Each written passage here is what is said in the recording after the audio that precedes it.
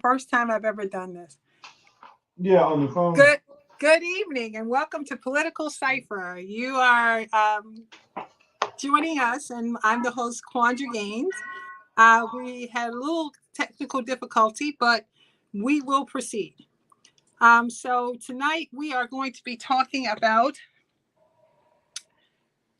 I don't have my script, but that's okay. We're going to be talking about minority businesses, MBEs, on the state and local levels. And we have Mr. Joseph Gaskins and other guests who are signing in. So, Joe, I'm going to need you to be the co-host tonight, just in case I do go in and out. Okay. So today we're going to be talking about MBE, the local and state, how there are barriers for MBEs, how there are inequities, and how minorities get contracts in the state, the county, and even in Baltimore City. So I'm going to have to pull the questions up, but give us a brief synopsis, Joe. Yeah, we talked. Let's go back to last week when we talked a little bit about the MBE program, or what others refer to the program as a diversity program. Over the years, the name has changed to accomplish a couple of things to make it more inclusive for other individuals to be a part of it. And so the MBE component of it was moved to it took on a different name and was called diversity program to avoid challenges. But the history of the program is it's a program that was, see, we have Patricia's on, we've got Lisa's Yes, on. good evening. Good evening. How are you? Good evening. I'm talking to you from my phone because my computer just crashed. We make it work. And I think, Patricia, you said you were going to come on your phone. Yeah, too, the phone. I'm doing the phone as well. Okay. I think you're all having technology problems. I'm in the car. Okay. We're going to make it work. And with Quandra, what we're just talking about is the MBE program, Yes. or the diversity program, as it is known. Depending on who. Hi, and when you. Miss Plummer, how are you today? Can you hear me? Patricia? I can hear you. The program, Quandra, was started in 1969, I think, by President Nixon's executive order 11458, creating OMBE, which is a acronym for the Office of Minority Business Enterprises. Surprisingly, you would expect that the program would have started under a Democrat, but it was started under a Republican president. And during that time, in 1969, it was approximately 323 business enterprises. And the size of the program was about a $10.6 billion program for minority businesses. Now, over the period of time, state programs became a part of the program. And since we're talking on this show about the state of Maryland, we refer to the program that the state of Maryland set up. Now, the state of Maryland's program was set up in 1978. And its program in 1978 was set up through the Maryland General Assembly. There, Senator Bucky Trotter, who was our senator from Prince George County at that particular point in time, created legislation which was passed that started the Maryland program.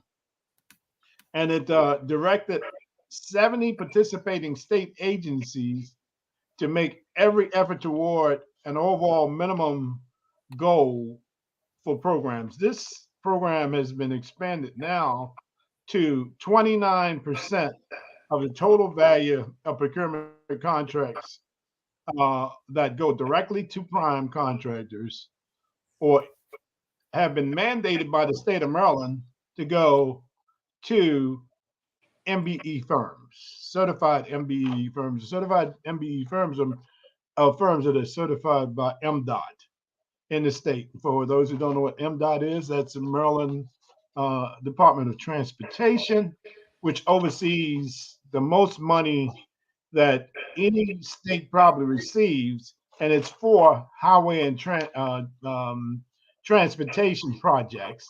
But if the states don't meet those goals and they are challenged, the state can then lose their entire budget, transportation budget, if they don't meet those goals. Well, we know that's not been happening. It's not happened at all over the years, and as recently as the creation of the 29% goal under Governor Hogan, we found out that none of those goals were being met. Out of the top 22 state agencies, out of the goal of 29%, the state average is a little over 14%. Less than 50% of the anticipated dollars going to MBEs have not gone to them. We've totally been shut out. And furthermore, reviewing the top 15 state agencies that did over 100 million in annual contracts, they collectively averaged 14%, less than 50% of the state's 29%. And the Maryland Department of Commerce, Office of Tourism Development, and the Maryland Tourism Development Board, under Kelly Schultz, who ran for governor in the state of Maryland, the agency she was placed in charge of, which was Commerce, had a goal of 29%, but she was only doing 3% when she took over the agency. Now, all of these individuals running a campaign indicating that they were all going to do great things for MBE firms. And when they were doing extremely poor, horrible in terms of percentages. Now we go one step further to 2020, the annual report of the Governor's Office of Small Minority Business Affairs, which was formerly known as GOMA. After Secretary Schultz had been in office, her numbers improved. And when she leaves office this time, her numbers are 9%. You are kidding. 9%. Wow. 9% of the MBE procurement actually go to minority businesses. This is not African American business. This is the overall pool, which includes white females, a ton of individuals, Indians, Eskimos, South Islanders. So just reaching the goals wasn't a priority for her agency at all, but she wanted the state. She didn't even think twice about meeting those particular goals and putting her name up as a candidate to run for the state's highest position as governor. Now, I guess we as minority individuals were supposed to just make an assumption that these individuals could be given a pass, because we certainly gave it to Peter Francho. Francho, who often sided with Republican Governor Hogan on matters on the Maryland Board of Public Works. And for those of you who don't know what the Board of Public Works does, the Board of Public Works is an agency that approves every contract that comes from the General Assembly or from agencies. There's three people who sit on that: the governor, the treasurer, and the comptroller. So in January 2019, on two particular contracts, one was at the University of Maryland, and it was seeking the Board of Public Works approval for two advertising contracts valued at $250 million each, totaling $1 billion. totaling $500 million. What was perplexing was the lack of any MBE or WBE procurement requirement. The University of Maryland received a waiver, even though Maryland has mandated a goal of 29% for large-scale procurements. Now, in doing so, Comptroller was present that day, and when this was awarded and approved, and he voted and approved this injustice without asking a single question. This caused over $150 million in potential lost revenue. Peter was not sensitive at all, and he approved to allow that contract to move forward without any MBE goals being achieved. Now, further with the state, what we know and have seen that there was an emergency sole source bidding waiver condition that was placed on all COVID-19 purchases. The amount of money that flowed through the state of Maryland, which required emergency relief, and the emergency relief was you can do a sole source award, and you don't have to include MBEs in any of that money, was a substantial amount of money that flowed through, and it still has not been audited to see who that money went to. Now, furthermore, in Prince George County, and Patricia, you're well aware of Prince George County, we all are. They have a diversity program too. Now, Prince George County's diversity program is less than the goals of the state of Maryland, and they have been doing very poorly as well. They have not achieved their minority goals, minority participation goals, since four county executives have been in place. So 4 county executives, none of those individuals have achieved the minority percentage and goals. They allow those contracts to move freely, and Prince George County has a very complex way of doing things. They have allowed money to go to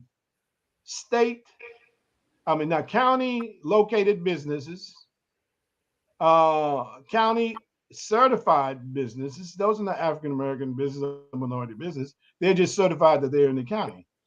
A county-based business is a business is not even certified, period. It just happens to be located in Maryland, but in Prince George County, Maryland. But what it does do is take away from that particular pool of money that should be going to MBEs. And over the period of time, 4 county executives, we have lost revenue. We found that there is an attempt to distribute money to individuals who are friends of elected officials. Contracts are not awarded. They're not advertised. Behind the scenes, nobody knows what goes on. Major developers are being given favoritism on contracts. And as recently as this week, past week, after a review by the county council of a disparity study that was commissioned and a requirement, they found that they needed to do something to correct prior discriminatory practices. So they rushed to put in place language for a bill that's presently sitting there. Now, this is the problem with the bill. I got a text coming from county council member at large candidate Mel Franklin, indicating that there was a meeting to discuss MBE participation in that particular proposed legislation. That meeting had a stipulation that that I could attend the meeting as a leader, as an MBE leader, if I paid $250 to come as a participant and $500 if I choose to come as a sponsor of the event. And the event was 25 people who were invited. Nowhere in the history of MBE programs have I seen such blatant and glaring. I want to use this. I know we have not challenged to say that it's illegal, but they just have blatantly misused the MBE program for their own particular purpose. Now, what reason, other than to raise money for his purpose, would you charge amount of money to bring individuals who have a knowledge and a base in minority programs? Why would you charge those individuals to come to your event? I have, over the many years of dealing with businesses and elected officials, I have never seen black on black crime as I've seen under that particular administration. It blatantly and it constantly do that. Now, this is what you have to ask yourself, because we all know the amount of money that's at stake within agencies in terms of procurement dollars, but we are paying for an MBE office and procurement offices, and those individuals are making in the hundreds of thousands of dollars to implement programs that do nothing for African American firms. So it's a crime. Joe, The, um, the bill I'm passed. The sorry. bill passed, but now the question is, what do we do? What positions? Where are we at this particular point, and what are we going to do as an African American business community? You know, Joe, in listening to your spiel and the discussion about the disparity studies, the disparity studies are to actually prove the need for those minority set aside programs. It ensures that individuals keep a job for the most part. And but what's sad is that the numbers of the disparity studies, which constantly shows African Americans as the greatest, with the greatest disparities in all categories, but other for every industry, but other African Americans are performing behind. That we as voters, as business owners, as advocates, have not held those individuals totally accountable, or we need to seek strategies to how do we hold them, each administration, accountable for those numbers. I mean, encouraging the public and participation from business owners is one thing. We as minority business owners don't have the capital to keep investing in seeking contracts or seeking to participate at those levels, only to not even get shortlisted. So the accountability level of holding individuals accountable, because I don't believe individuals will vote for people that are not really for them. And what I mean by not really for them, they don't know the disparity numbers. They don't understand the process.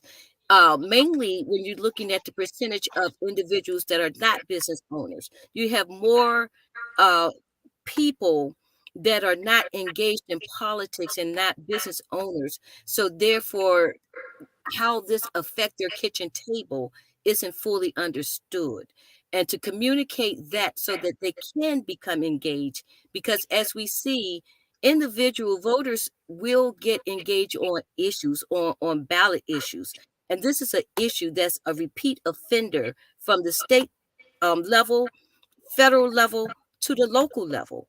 And we have to begin to dissect why and come up with strategies of how to literally close these disparities, because we as African Americans should not continue, when we are the majority, to cry big, have to plead and still to even be at the table for percentage, to ask for percentages in a state where we are the majority.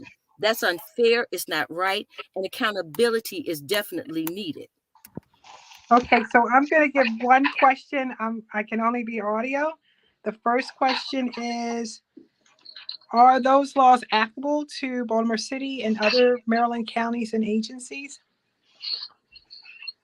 Each county and each agency has to pass a program that's approved by its legislative body. So Baltimore City's program has been structured. A bill was passed, and the president of the council authorized it to move forward to the mayor, and that bill has been in effect even longer than the bill in Prince George County. And the bill in Prince George County was in 1978. Baltimore City was one, and it's not unusual, was one of the first state counties or cities to come on with an MBE program. Prince George County, Montgomery County were the second two to come on with a minority program. A little late on the federal standards, but they came on. Each one of them have the ability to structure a program which are different. The first program to come online in this region was the program in Washington, D.C. under the former mayor, deceased mayor, Marion Barry, and that came out almost immediately after the program, after the federal program. That program allowed for pressure to be put on jurisdictions, and the state of Maryland at that time didn't have a large percentage of African Americans as they are now. So the first jurisdiction with the largest amount of African Americans to put pressure was Baltimore City. So Baltimore City operates with their particular program. Prince George's operates with their particular program. Montgomery operates with their particular program. WSSC operates with its particular program. The airport operates with their particular program, and none of them are the same programs. Now, any program that operates and uses state or federal money must then operate on the guidelines of the state or the federal government. So those goals and percentages should be the same as the state's government if it's state money involved in any of their procurement dollars.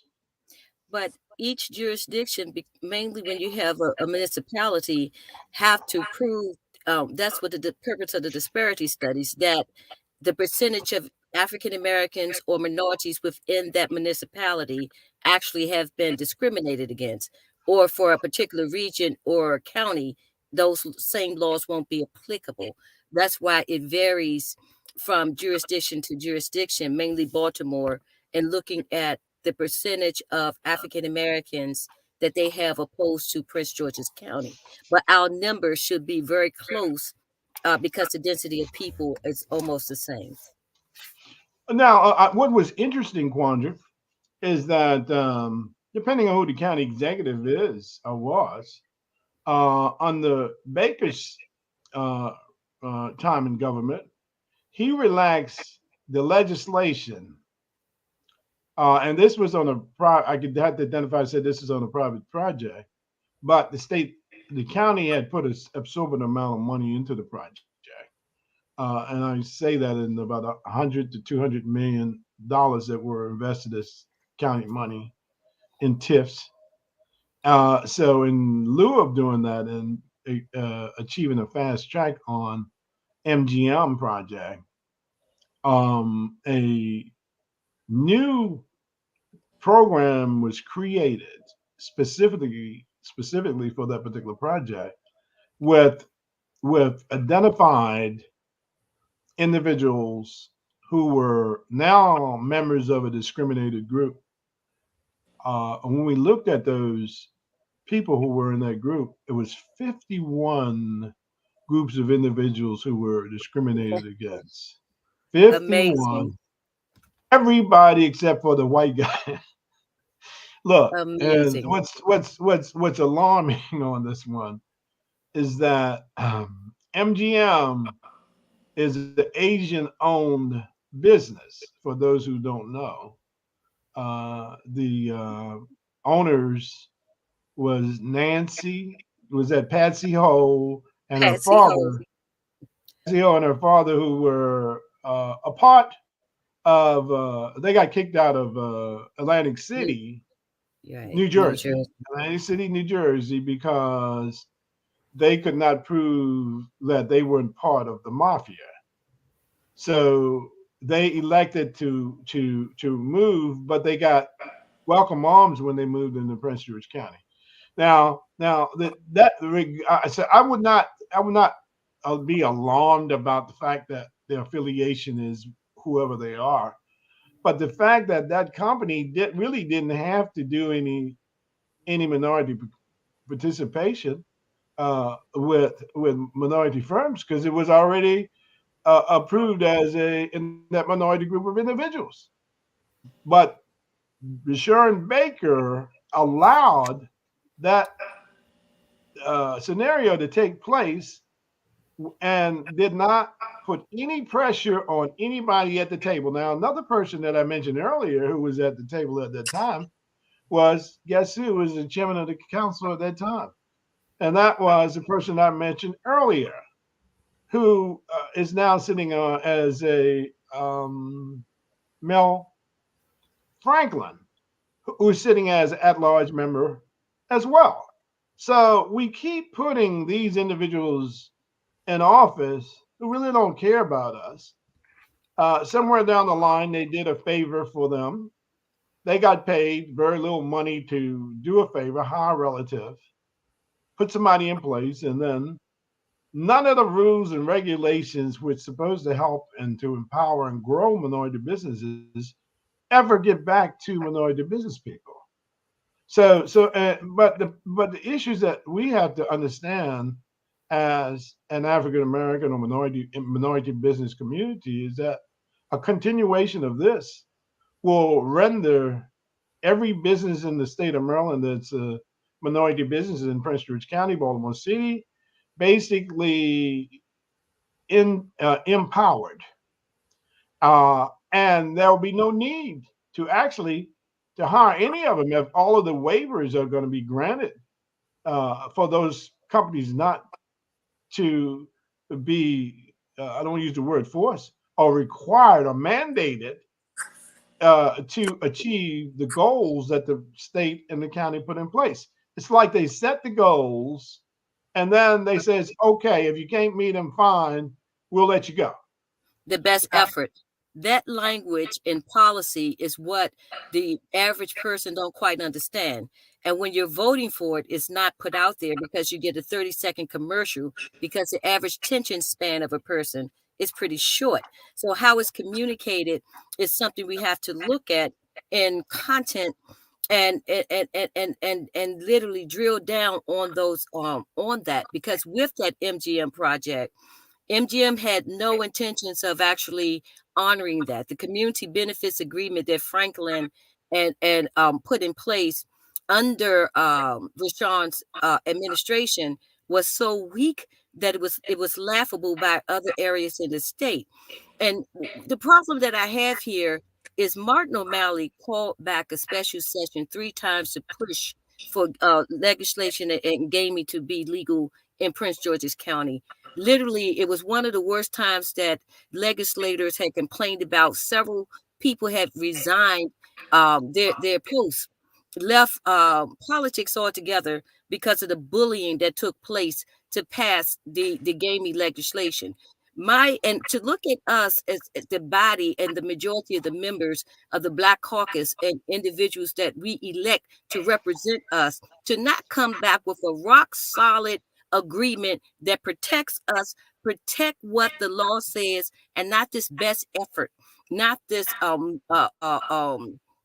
legislation that says it's good enough for us to say you're going to be at the table for you to vote on, but once the vote passed, it then becomes unconstitutional to put forth.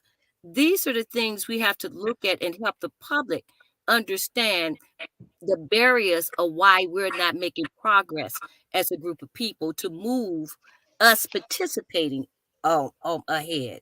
That's an issue. So, did we achieve that proper response to that question? I think there was those laws applicable to Baltimore City, other laws applicable to Baltimore City and Maryland counties and agencies. And I think we did pretty much that. Uh, I think one of the things is what goals were created by the state of Maryland for its diversity program. And I think we discussed that and said the present goal was 29% in the state of Maryland.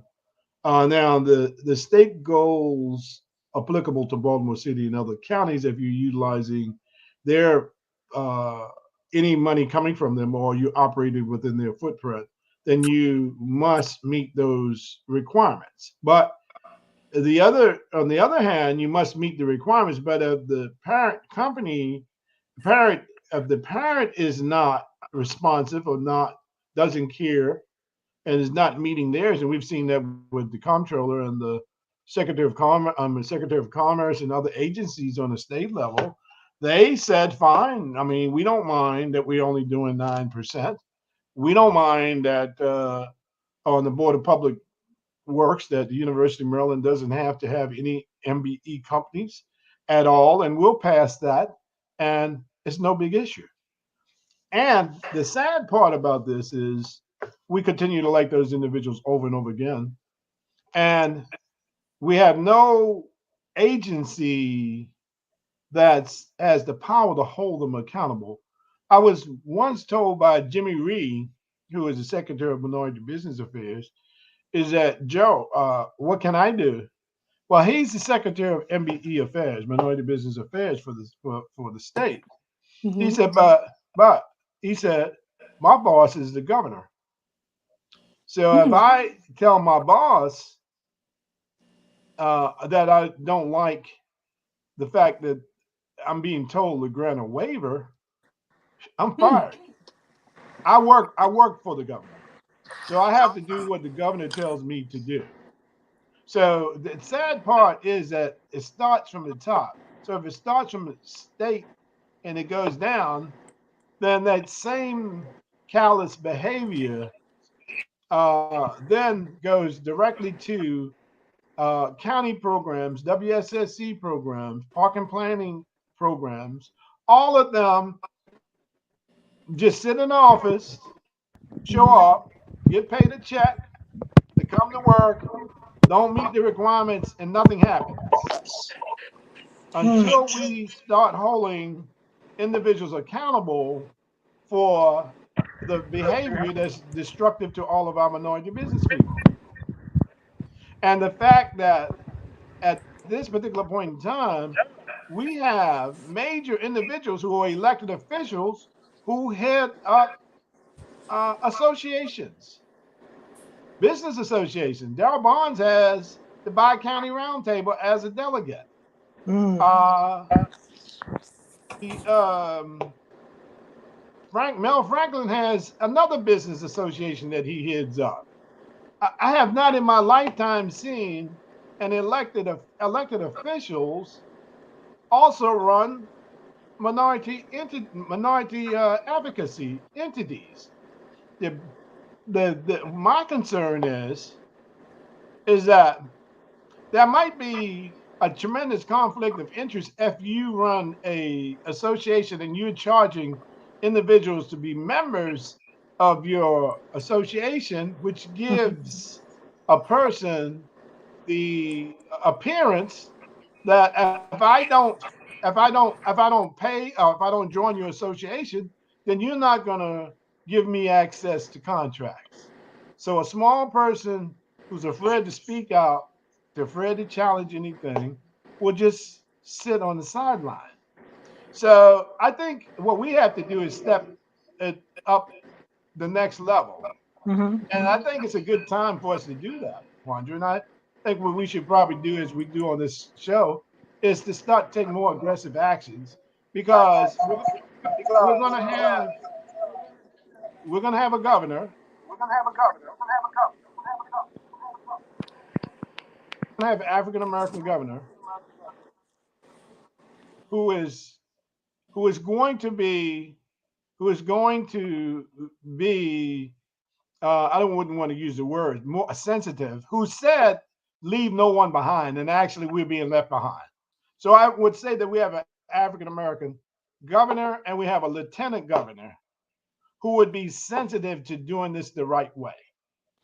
Now, so if it starts from the top and it works down to the bottom, individuals at lower levels who are now county executives will have to be accountable. If they are not accountable, what you said earlier is to use a report card and a mechanism which will showcase them, highlight what their people are doing at central services, to allow that information to hit the media sources, Mm-hmm. to alert newspapers, to alert investigative agencies to know that businesses are being used and abused, and there might be a pay-to-play scheme that they're actually operating. Okay, because I don't see them just not moving forward unless there's pressure put on them otherwise to force them to do what they should be doing. Now, I'll stop here because I think Patricia can probably share with you some of the things that she's gone through in her time and with the county. And Patricia, how long have you been in the county? I've been here 39 years Ooh. and owned my company for 25. So, in your opinion, what can Prince George's County do to improve this program? Who am I speaking with? I'm so sorry. This is Quandra. I'm the host of Political Cipher. I'm the one who had the problems with the camera. So I'm on the mic, but I'm on my phone, but it's a really bad glare. So I'm the one who's asking you the questions. Okay, it's nice meeting you or talking to you as well, and good evening to everyone. I'm grateful for this opportunity. Joe and Bruce Branch knows fully well. I've called them many, many times crying. I've been in this place I've had my business for 25 years. I've been faithful. I have bonding. I have line of credit. And I was at the business roundtable. My sister invited me last week. And, it's the same old, right? And one of the things that I am noticing, and I've seen repeatedly with all the different administrations, that those that have been elected to office, they promise all these things, but they're not delivering.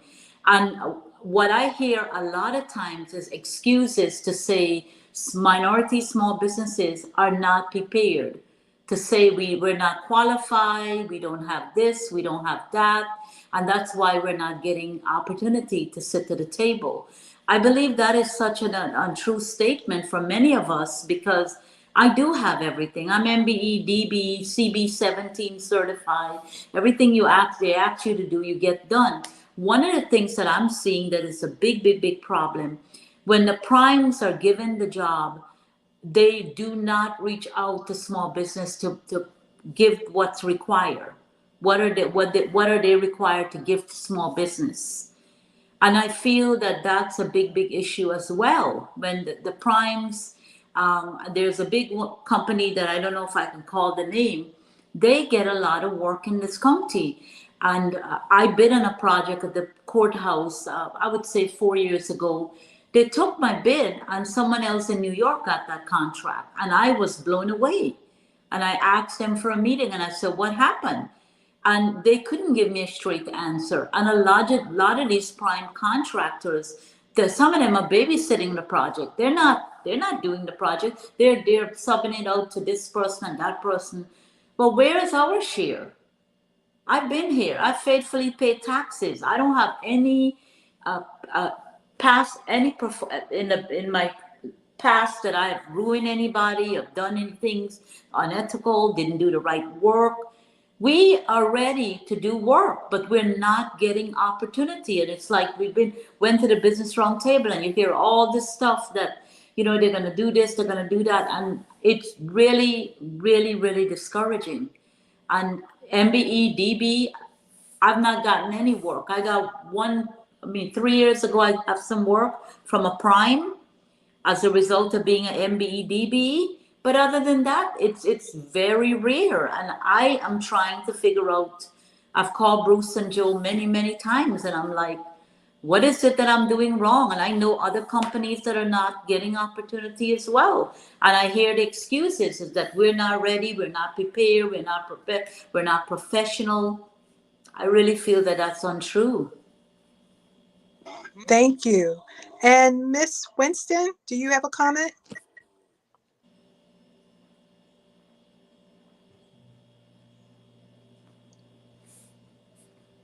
Is he on? He has a plumbing company. Is he having a problem with his phone? Maybe. Well, let me tell you something about his company since he's not on, and not able to get on. He has a plumbing company, and he does business with WSSC. And he had every time he does fantastic work. Every time he does work on the outside. But when it comes to WSSC, there's a system in place, and it's been in place for many, many years where they lowball the bid there, and nobody can really get in because they can never match the low number. And when that company lowballs the bid, uh, individuals at WSSC who are inspectors will then come back and issue them change orders, which will allow them to get their contract price back to where it really is supposed to be. So all they did was to underbid the project, knowing that they were going to get paid the full price by issuing change orders. The other way that they keep minority business people away who do good work is the bonding requirements as well. And on most of those bonding requirements, there is not a need for them to hold that bond on those small projects. So the key behind all of that is to make assurances that you have the desire and programmatic plans in place which will allow for those businesses to participate. This is a company that's been doing business for over 20, 25 years. And they are one of the best plumbing companies out there, but they're being shut out. So the only way he can actually get business is to bid as a subcontractor and to utilize the subcontractor's bond and the prime contractor, use the prime contractor's bond, and then the prime contractor then pays him 30 days after he's completed the project while he gets his money immediately. So we have so many tricks in the trade that makes it so difficult for the small and minority business that they, at some particular point in time, they get frustrated and they say that we are not going to participate in Prince George County's bid process or WSSC's process. And what does that do? That means that when the Minority Business Office does a survey and they put a goal on a project and they see that minority businesses are not participating in Prince George County, then they label the county as not having adequate minority business pool to accommodate the goals that they should be putting in place, which is destructive, because most of the minority businesses that I deal with, they don't even want to do a business in Prince George. They'll go and do business with the federal government, with DC, versus doing business in Prince George County. But when the MBE office in Prince George County pulls its pool of people who competed on projects, they've got this lackluster pool they have of people who have registered there. And so when they look at it and they say they go, okay, well, there are no MBE businesses. The real response is there are no MBE businesses that want to do business in Prince George County. That's the bottom line. So when they push this bill out, and we want to talk about that bill and pull that bill and talk about that bill at a later date, but that bill is going to increase the numbers. But if there's no accountability and no way to make individuals compliant, then a person who runs an agency has the authority to achieve less. Now, in Prince George County, Bruce, who is the director of central services in Prince George County? Bruce? Who is the director of central services in Prince George County? Jonathan Butler? Yes, that's the individual. So Jonathan has the ability to waive, as the other agencies on a state level, to waive the requirements on MBEs. Or he has the ability to personally select firms that he wished to select through central services. He can do that, which is, I think, doing that particular process is a total unfair process. When you shut out some people from the bid process, or you deem individuals who you don't want to participate as being as having an inability to perform, and so they categorize you in that fashion. So the program becomes a program that individuals eventually, who are smart business people, says, I'm not doing this. I'm not putting up with Prince George County. I'm going to walk away from Prince George County and spend my time working in another county agency or in the private industry, and I don't want to be involved in the county process, which then opens all of that county work up to firms that don't look like us, non-MBE companies. And that's where we are now. In fact, 66% of the prime contracts are done by non-MBE firms in Prince George County. Only 13.59% are African Americans, 0.75% are Asian Americans, 7.6% are Hispanic Americans. Native Americans make up 0.03%, and non-minority women firms make up 9.84%. So again, 66% of all the business coming out of Prince George County from their study goes to white male firms. Wow. I don't know, what is the population of Prince George County, overall population? It's like about 800,000 now. How many, what percentage is African American? Prince George's County is now like nearly 69-70% African American. 69 to 79% African American population, but 66% goes to non-African American or non-minority firms. Interesting. Okay. Now here's the impact. If I may speak. Yes, you can. Joe, are you finished? Yes. I didn't want to cut your thought off. What did you say? Yeah, I'm finished. Go ahead. Okay. Here's the interesting thing about those numbers that Joe just said. Consider this. If in a county that's overwhelmingly African American, we already see the impact. For years, Prince George's County boasted that it was the most affluent, It was the most richest and most educated African-American jurisdiction in the nation. The impact, we no longer hold that distinction. Charles County now holds, who has been a lot more progressive than Prince George's County, now holds that distinction in the nation. So when you don't give contracts, we lose taxes, we lose the opportunity to hire people from our community. Even the District of Columbia, they have a live here, work here policy. It doesn't make sense, and this is across the board on contracts, grants, everything. It doesn't make sense to me to give our tax dollars and our contracts to people who live outside the county. And here's the other caveat or thing about it.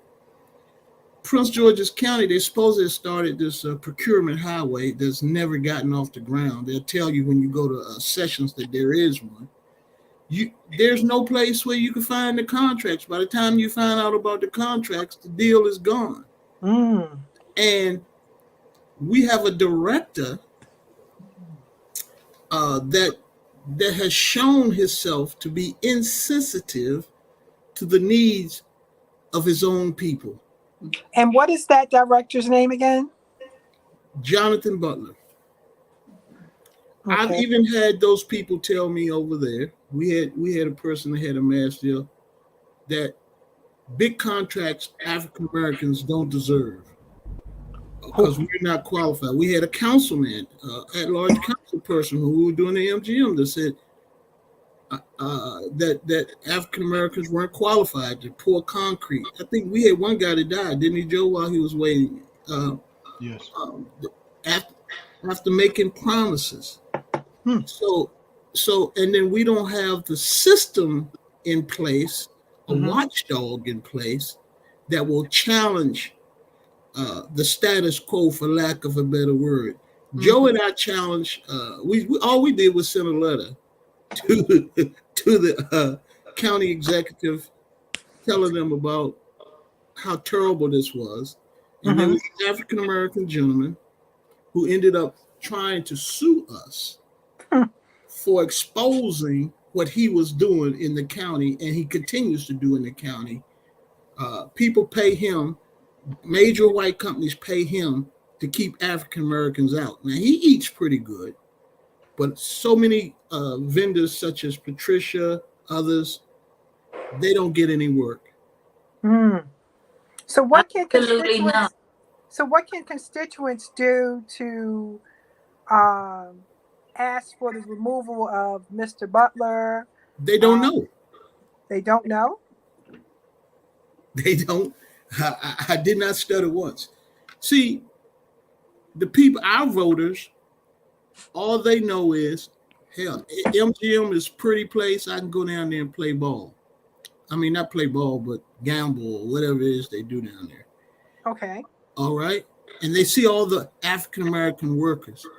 What they don't think about is that was a $1.2 billion contract that very few African-Americans got a chance to participate in. Okay. It was So what can we do to educate them so that Mr. Butler and Mr. Franklin and others can be removed and more people who are speaking the voice of the constituents are put in place to do the job? Well, I'm going to give you an exclusive. We've done it before. The only thing I know to do at this point is a lawsuit and some civil action, some civil protests. They're having a big procurement fair down at the MGM, and at some point during that day where the director is speaking, and I've told him if he shows up, he's going to have a lot of business people in his face. And we'll be doing a press conference. We'll be doing a rally, and we'll be giving you more information about that as time goes on. Oh, that's perfect. Then we can put that on live. But we can actually tape it and get people the information that they need so that people like Mr. Butler can be removed. And hopefully... He's getting a promotion, by the way. Well, the thing is that I'm hoping that with the new governor coming in place that he would be removed. And hopefully, maybe, this is just my opinion, that maybe someone, or maybe even establishing a board of minority and Black businesses in Prince George County, where they would be advisories to this new governor. That's just my hope. I think politics would really come into play in that. One of the, West will be the first African American governor. So I don't know how aggressive statewide public officials tend not to want to deal with local matters as a matter of protocol. Nevertheless, I do believe that there's some legislation that we could put in that could help promote African American businesses. One of the things that I used to always say to the former comptroller or the current comptroller who ran for governor, we should have a first chance program whereby people who don't have the past performance can get some of the smaller contracts, so we can show people that we can do the work. That's one way they keep us out. They keep saying you don't have any past performance, so we can't take a chance on you. So we can eliminate that by giving some people some opportunity. I don't think Black folks or minorities are asking for anything that's unreasonable. All we want is an opportunity to fail like everybody else, and we don't get that opportunity in Prince George's County. Now, is Mr. Butler an appointed position, or is he a state worker? He's an appointed position. Which means he could be removed with the new governor. Not by the governor, only by the county executive.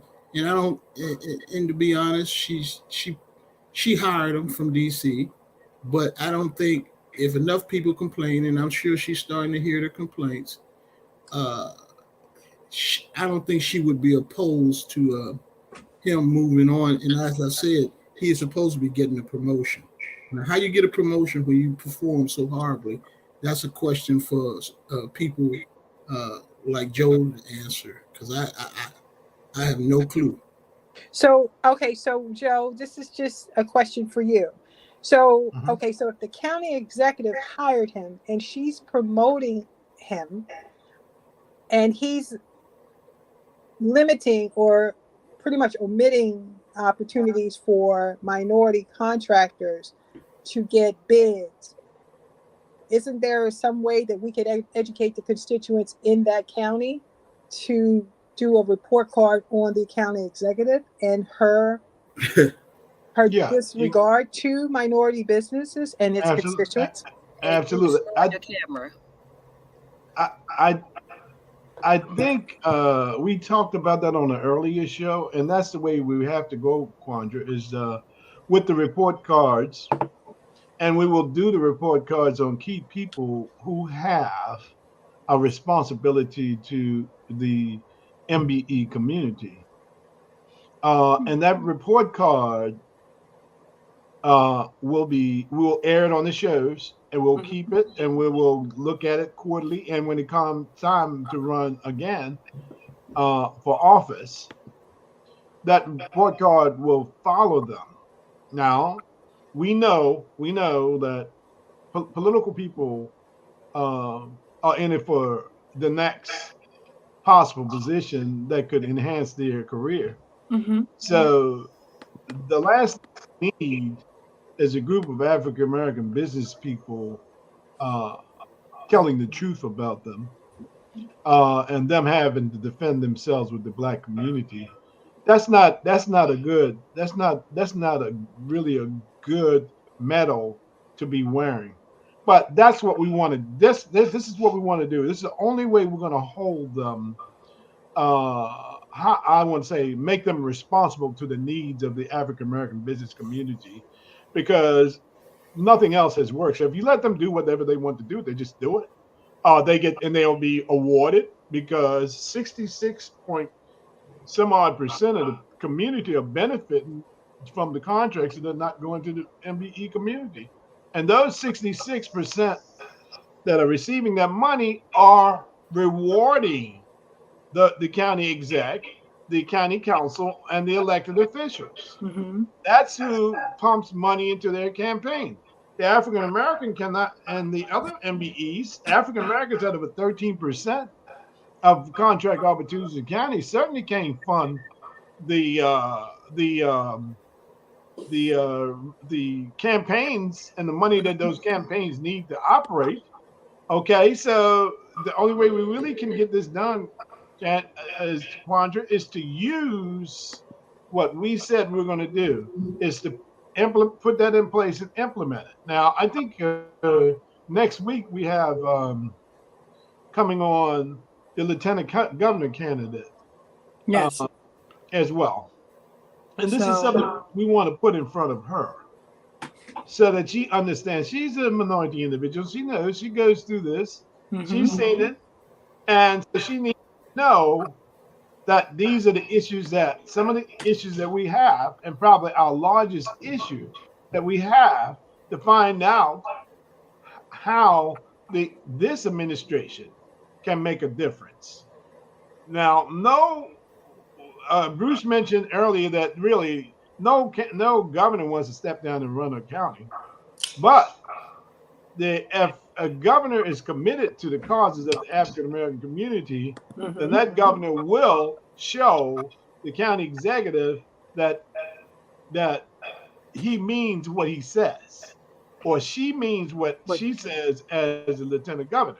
And that's what we want out of this newly elected team in Annapolis, the team that will hold them accountable, because minority business community has lost the ability at this particular point in time to be able to control them. They do what they want to do. Bruce mentioned that contract, but there are other contracts like that that were deceptive. Now, Miss Ellis and Miss Plummer, I want to ask this question, and no pun intended, gentlemen. The question that I would ask is, do you think that a more universal state mandated guideline that could be issued, could be set down to all counties, would it be a benefit to the minority and African American businesses, or would it be a detriment if it was universal? Patricia, you can go first. I'll answer. I really don't know the answer to that. I mean, I'm not sure. I'm not sure. So if all the counties did not have their own regulations and it was managed by the state, would it be a benefit to the minority businesses or a detriment? I think it would be a detriment, because each area, for instance, if it was uniform, Washington County would be getting the benefits, or that Prince George's County would need, but not qualify for, because it's spread it out across the state. So you have to tailor as the law that actually is in place to benefit set-asides for minority contracts. That's one of the main reasons it's in place, is because you have to narrowly tailor the need to a specific jurisdiction.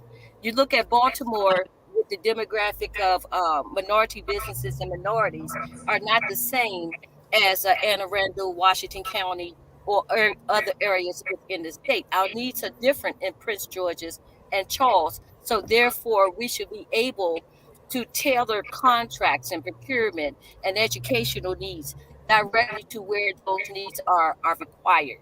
And one of the things that the disparity study did point out was that communications was a big barrier. The timing of notification to businesses as to when procurement opportunities exist. It's a major problem. Like Bruce is saying, by the time a business finds out, the contract has already been awarded. Absolutely. So, so we have to look at all of the barriers that are preventing us, and we have to follow the money. If we follow the money, we'll see that 66% that Joe is referring to in the disparity studies do contribute directly to those contractors.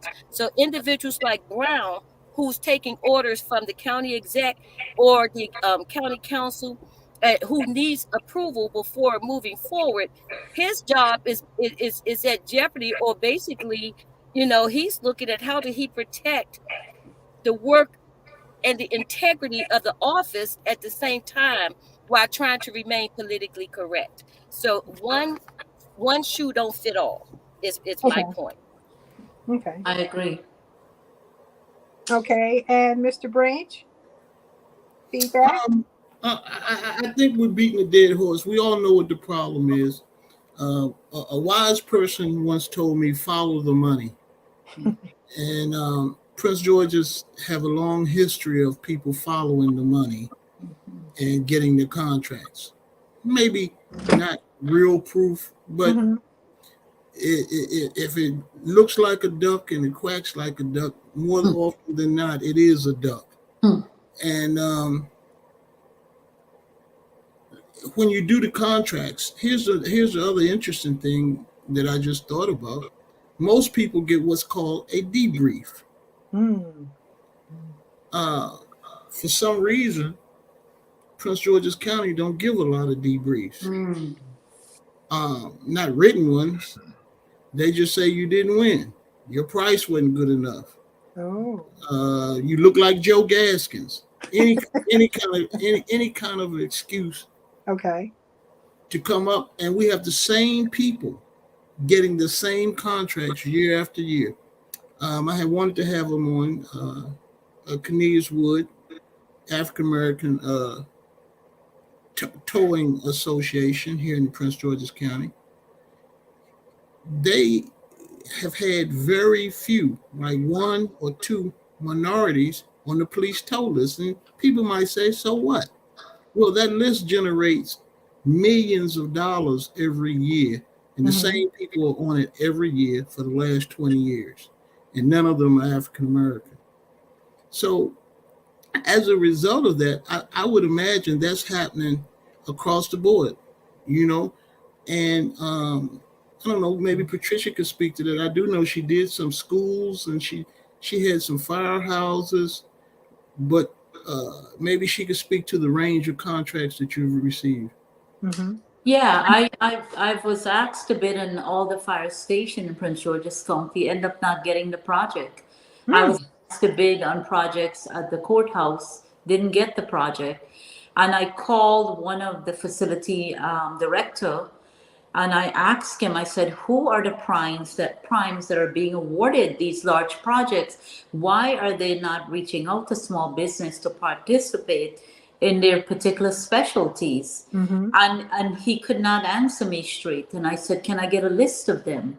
Because I felt like if you can't get it directly, where you're not seeing what's coming out, then let's go to the primes that do have the project, like Nardi Construction. I asked for a debrief when I didn't get the project at the courthouse and didn't really get a straight answer. And they get quite a bit of project. I think he told me at the time they were getting 62 million. But how are we, the small business are not getting included in that? So, it's beyond discouraging. When you have everything in order, you have your people, you have good bonding, line of credit, you have everything, and yet can't get to sit at the table to get your fair share of what's being offered. So what needs to happen to ensure that minority businesses and Black-owned businesses are getting their fair share and can sit at the table? What things do you feel needs to be done? I think the prime need to be held accountable. The primes need somebody, not sure, systems need to be in place, protocol need to be in place to hold the primes accountable to say, how did you allow small business to participate? Because I know as a small business, I get the solicitation a day or two before it's due. Wow. And how in the world do you bid on that? How do you get, we don't have, 50 people sitting around. We don't have this and that. A lot of times small business have to overperform, overwork, and Mhm. overdo in order to keep the doors open. And we pay taxes in this county. And I've never been called. I get called for emergency project, little small emergency project where they nickel and dime my price. And I get called for those tiny project. But it's same old. I had Gail Bassett, which was working at the governor's office. I had quite a few people that we went to meet people, we talked, um, what's his name, Roland Jones. I mean, I have a list of people I've gone to, and there are no good results. I mean, I do air duct cleaning, I do mold remediation, janitorial, landscaping. They're giving the same people the same company are getting awarded over and over again. So The there's truth no is, oversight on these projects. There's no oversight on these agencies. I'm not sure. Joe? There is a unintentional oversight on quite a few of these projects. Oversight is not the flavor of the day uh, because they already know who they want to be at the table. And if you want in that group, then you're fine. If you're not in that group, then hey, we really don't want you around.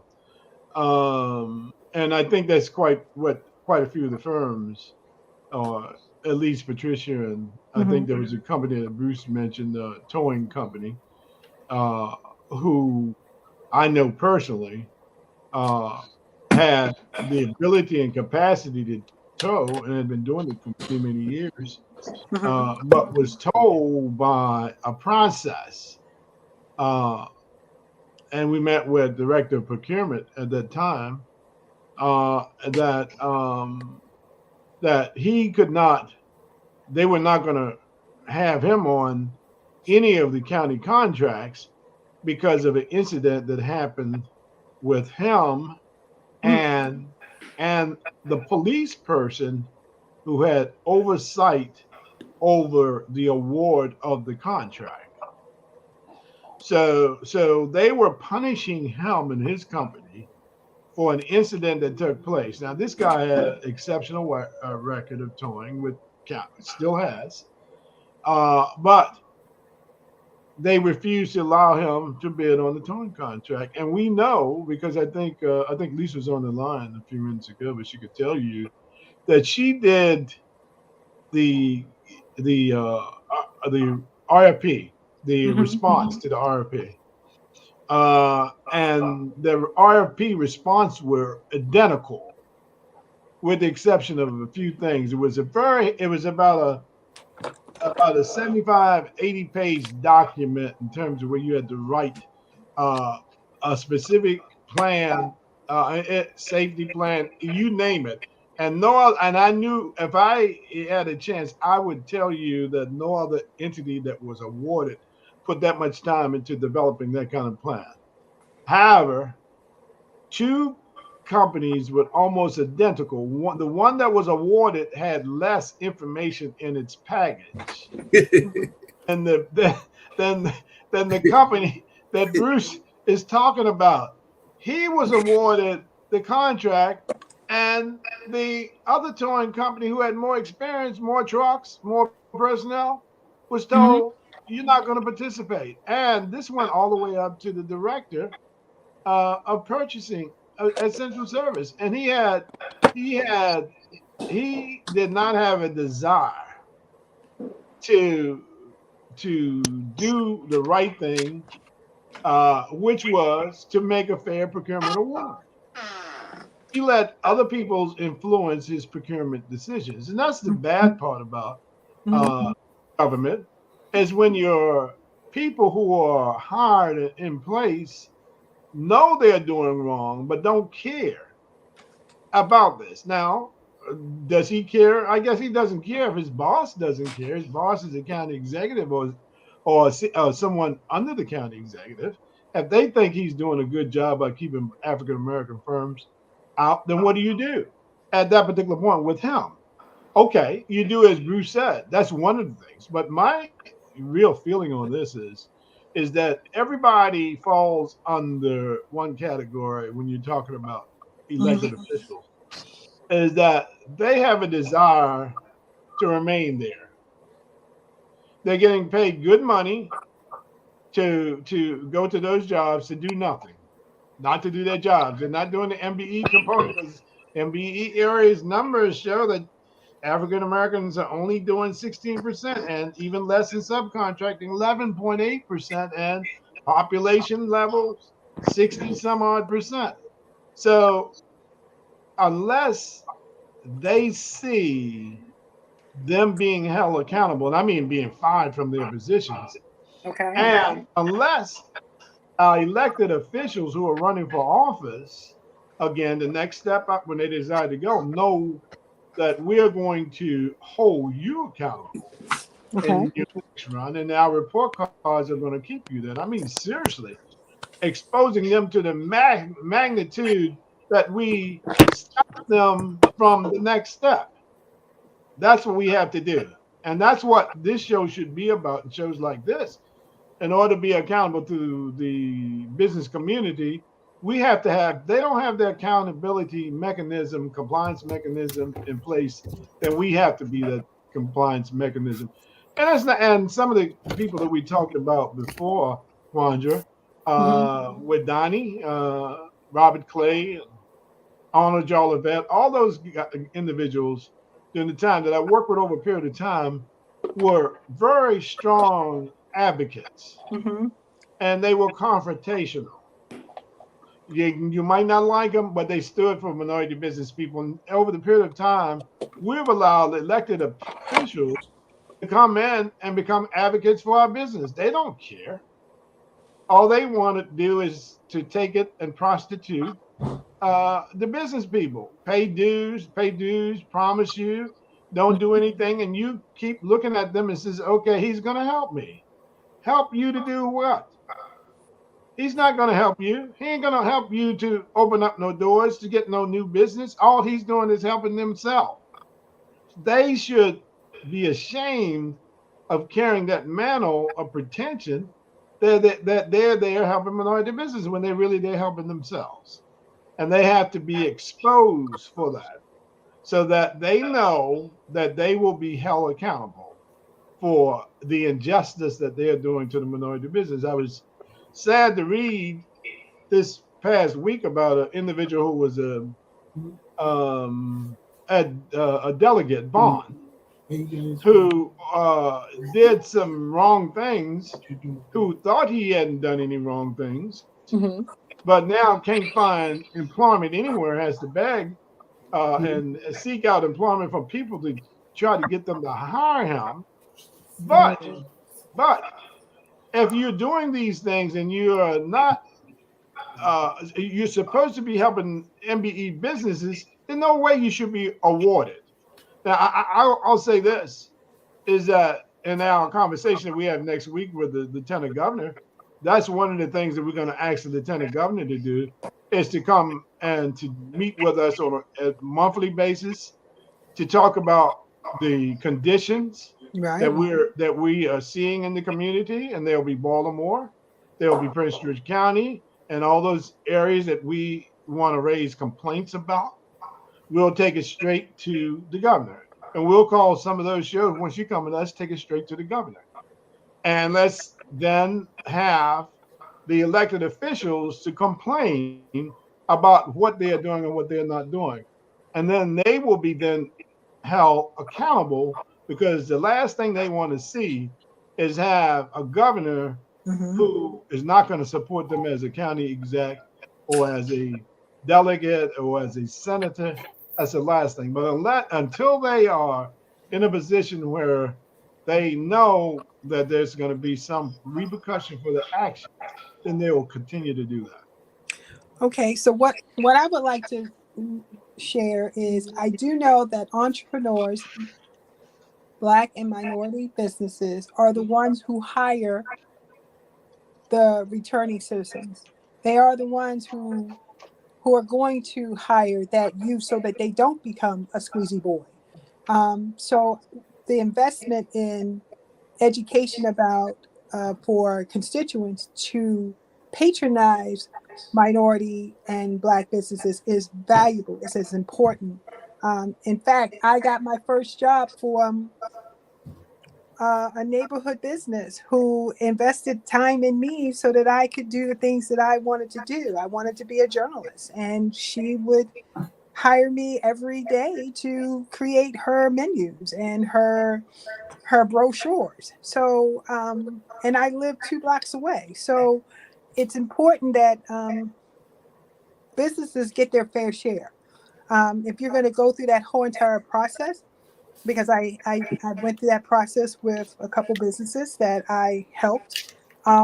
It's not an easy process. It really isn't an easy process to bid on anything in Baltimore City or even in the state of Maryland. So I applaud each and every last one of you for doing that. But what I would like to do is invite Mr. Branch to give a synopsis of what a constituent should do as far as the county executives in these counties that are allowing the inequities to happen to minority businesses, and what constituents need to be looking for or supporting to make it so that this doesn't happen.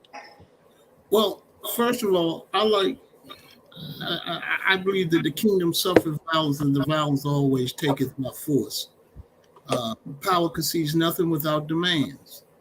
People have been loath, and Joe and I have been doing this for a long time, to criticize the people in power for lack of, they always think they're going to get some kind of repercussion. The truth of the matter is, we may need to seriously look at the fact that the MBE system needs to be totally dismantled and restructured. Yes. Because under its present condition, I don't know if it's by design, it's not working. Okay. To give you an idea, the state of Virginia or the Commonwealth of Virginia takes about 15 days to do a certification. On Maryland's website, the state website, it may take several months. Is that intentional so that more minorities cannot be recognized as such? I just thought it was curious. DC takes it in 90 days. The federal government takes it in 90 days. So what I propose is that we dismantle the system, and we do what we always have done in terms of advocacy, write letters, put these politicians, even though the election is over, on notice that, as he said with the report cards, we're not going to do this, but ultimately we will be supporting. I think we should support a major lawsuit, which is going to take money. And but first we got to start calling people out and not be afraid to call people out. I'm reminded of a situation, I think we mentioned it a couple of weeks ago, where the young ladies had been awarded a contract. 2 sisters put everything they had in it. Joe and I went to see them, and at the end of the meeting, the meeting went great. They said they're going to help you or whatever. As we were walking out the door, and they had grown up with this particular person who's now a state delegate, she pulled them inside to a side room and said, "You don't need to be with them. They're bad people. They're troublemakers. Stick with us, and we'll take care of you." Well, obviously, they ended up losing their house. They ended up losing, not getting anything done with the contract, even though it had been awarded. And they lost everything they had. And I am convinced, even though I'm not a doctor, that one of the sisters, the older sister, died as a result of the hurt and the pain and the suffering that was caused by them losing that contract, which they had put so much money in. Those are the type of horror stories that people have in this county. And as Joe said earlier, a lot of people just don't want to go through it. They'll come to us and tell us their stories, but what they'll do is say, "We want you guys to go out front and beat the drums, but don't tell nobody I'm involved. People have to begin to stand up. And a lot of these businesses refuse to stand up. When we sued the MGM, a lot of people say they were with us, but they would not show themselves on camera. They would not show themselves to be involved. Now, they supported us verbally, but people will not be vigilant in their action.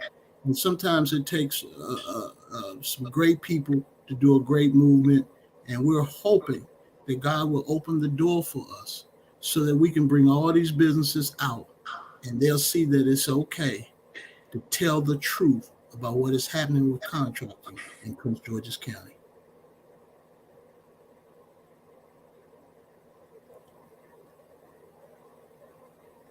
Anybody there? Joe, you there? I'm here, of course. Oh, I think Quandra might have got disconnected on her phone.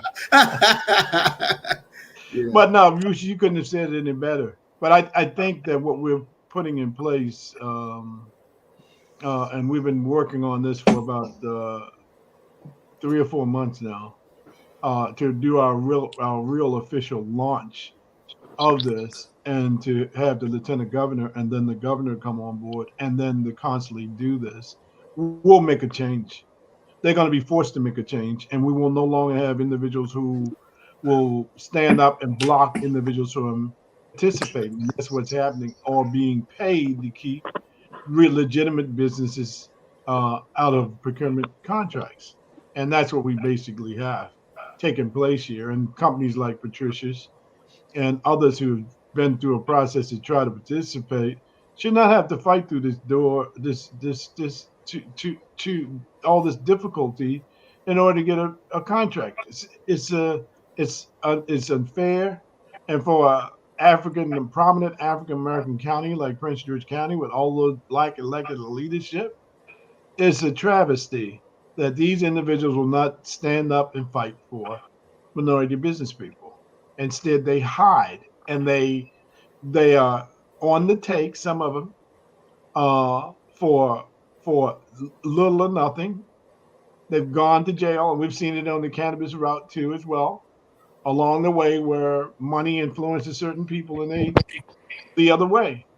And then on other cases, we've seen promises of political favors that influence some people. Well, whatever it is, as you said, and you said, well, it's got to come to an end, and we're going to make sure it comes to an end. Okay, so on that, so I'm sorry that I'm not on camera, but I am in the worst Wi-Fi internet connection I've ever been in my entire show. Miss Plummer, I invite you. I will, if you would like, I can invite you to come back when we are talking with the Lieutenant Governor, if you would like. Okay. And Mr. Branch, as always, you are straight to the point, with no drama, and I appreciate that. Mr. Gaskins, and as well as Lisa, who must be having the same difficulties that I am. I want to thank you for coming on to the show. And I also would like to thank Donnie Glover for allowing me to have two shows. One is this Political Cipher with Q on Wednesday nights at 7, but also Community Connections, Resources, and Gardening, because I am an avid gardener, on Saturdays at 9 a.m. And if anyone would like to be on that show, you are more than welcome. Please like and share. And on that note, Mr. Gaskins, I want you to let us lead us out on some reflections, on some calls to actions. For me, who is in the process of becoming a business owner, I look at you guys and I esteem you with everything I can give you, because it is a hard journey, especially in Baltimore City. So Joe, lead us out No, with some call to actions. Yeah, I want to say this, Quandra, Chris, because it only comes every 2 or 4 years. For those um, who are knowledgeable and know the importance of voting, to get out and vote. Early voting starts tomorrow. Yes, it does. Yes, go to your precincts and vote. do as I do, vote for the governor on the Democratic ticket, Wes Moore. It would be devastating if he lost the race. He's projected to win at a pretty wide margin, but he can't win if voters don't show up and vote. Come on out and do that, and vote for candidates that can help you. Do your research on your candidates so you know who they are. Hopefully, not hopefully, by the time we deal with this on the next election, we'll have a list that we're going to tell you who not to vote and a report card on who's not going to be good. But in the meantime, show up. Early voting from tomorrow to the 27th, and then on the 8th of November for Election Day. Oh yes, and then at the same time, there's going to be same day registration on election day, so there really is no excuse. Also, if you would check out on a weekly basis, there are shows that are actually educating and picking apart the ballot, especially with the cannabis, the term limitations, the term limits that are being asked for. That's so much to do in so little time. So on that note, I want to thank you, each and every one of you, for being a panelist. And on that note, thank you for joining Political Cipher with Q. Good night. Good night. Good night.